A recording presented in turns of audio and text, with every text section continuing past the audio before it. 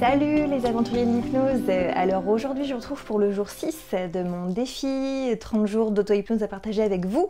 Donc voilà, aujourd'hui je vais vous expliquer comme d'habitude ce que j'ai travaillé durant ma séance d'auto-hypnose de ce matin.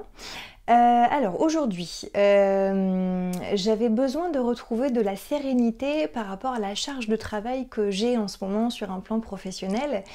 Très simplement, là en l'espace de 48 heures, il y a plein de jolies choses qui sont en train de se mettre en place, des projets de collaboration avec d'autres blogueurs dont je vous parlerai certainement, des blogueurs qui parlent de bien-être, de développement personnel, de parentalité, de comment éviter le burn-out. Enfin voilà, il y a plein de jolies collaborations qui sont en train de se mettre en place. Qui se sont mises en place là durant les dernières 48 heures, donc ça me fait beaucoup de choses à faire d'un coup, à organiser, etc. Et du coup ce matin j'ai senti que j'étais un peu en stress par rapport à tout ça parce que j'ai à cœur de tenir mes engagements et à faire les choses dans les délais impartis. Il se trouve qu'on est samedi, donc samedi dit week-end dit journée en famille, et donc forcément a priori pas de temps à consacrer au travail, ou alors très peu quoi. Ma priorité c'est plutôt ma famille. Donc je sentais que cette charge de travail entre guillemets allait me peser durant cette journée, voire durant le week-end, et j'avais pas envie de ça. Donc j'ai voulu travailler là-dessus. Donc super séance que je vais partager avec vous maintenant. J'ai utilisé une technique qu'on utilise souvent en hypnose ou en auto-hypnose, que ce soit en cabinet ou à la maison. Alors le but du jeu, la première étape, c'est d'abord que vous allez visualiser, enfin vous allez penser à la situation qui vous stresse.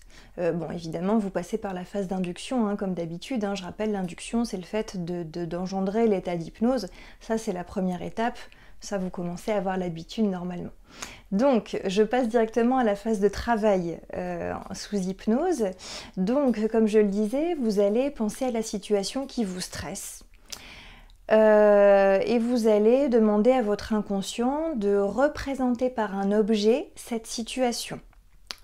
Alors moi, par rapport à cette situation de stress que j'avais par rapport à tous ces dossiers à gérer, j'ai eu en tête l'image d'une espèce de boule rouge, un peu comme une boule de feu parce qu'elle était incandescente comme ça.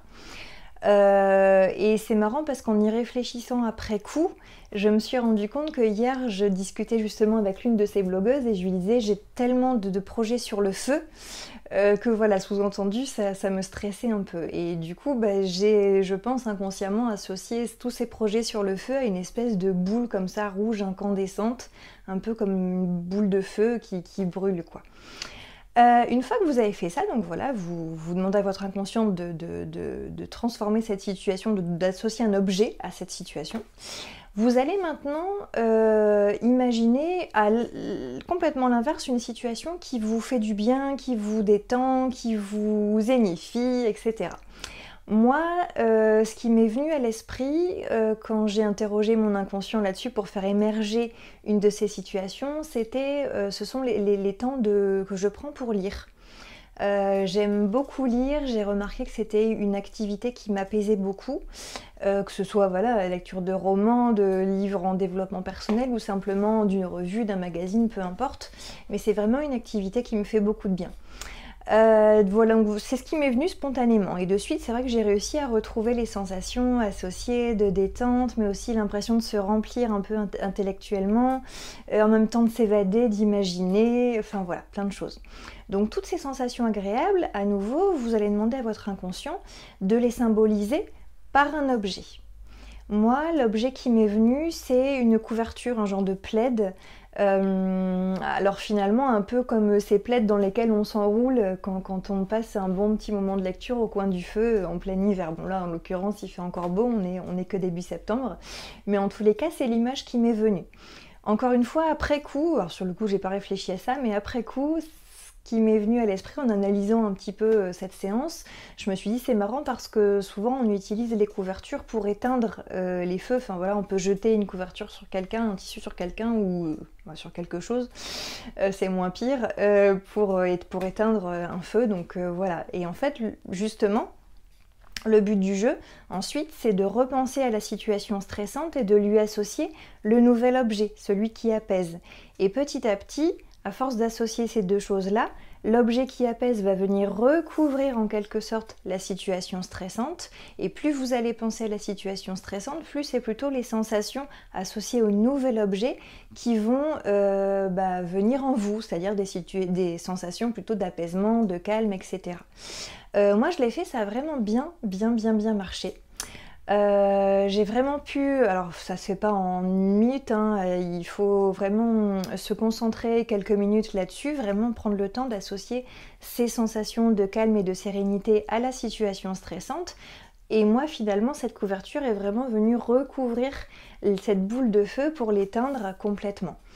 Ce que j'ai fait en plus de ça, c'est que j'ai visualisé toutes les étapes, alors toutes, peut-être pas toutes, mais en tous les cas les étapes principales qui allaient me permettre d'effectuer mon travail, les tâches que j'avais à faire de façon sereine.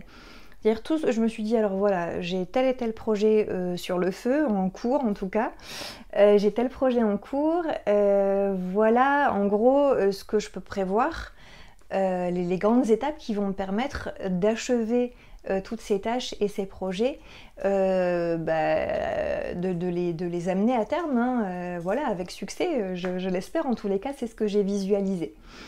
Donc ça permet aussi de gagner en sérénité, de se visualiser comme allant au bout du projet de façon sereine, en réalisant les étapes les unes après les autres.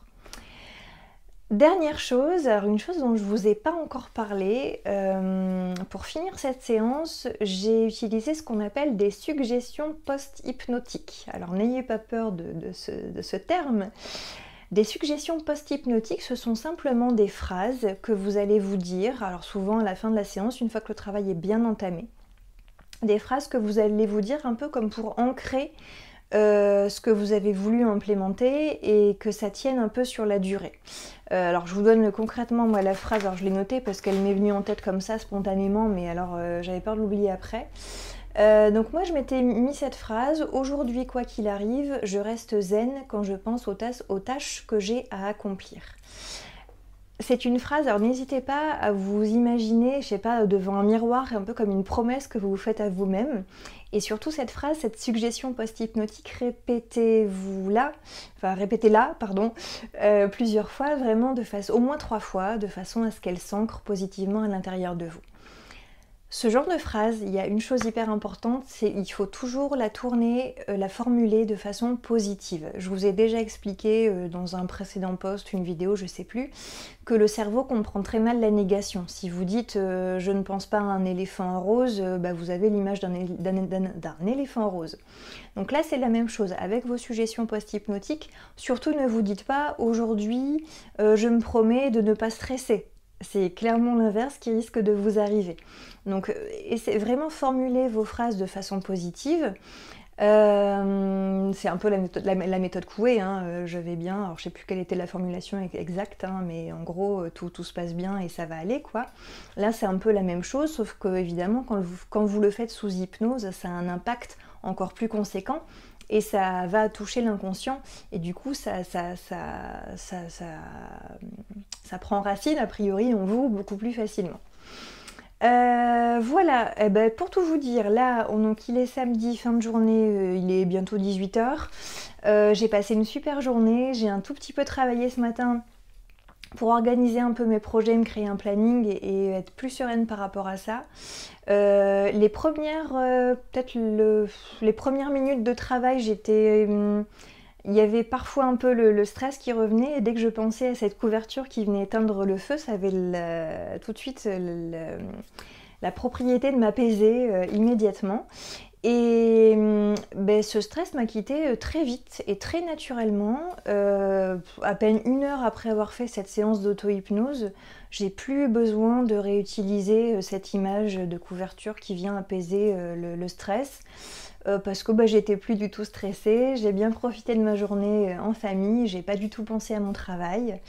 Je pense que demain, je vais partir sur la même lancée, hein, puisqu'on sera dimanche. Et puis voilà, je reprendrai sereinement ce que j'ai à faire lundi. Voilà, bah écoutez, j'espère que cette technique vous a plu, qu'elle vous aidera si vous êtes dans le même cas de figure que moi. N'hésitez pas à essayer, à me dire ce que vous en pensez, à me donner un peu les sensations que vous avez perçues durant cette séance, avec cette technique que vous allez peut-être retester. Et puis bah écoutez, moi je vous dis à demain pour le jour 7 de ce défi 30 jours d'auto-hypnose à partager avec vous. Salut les aventuriers de l'hypnose!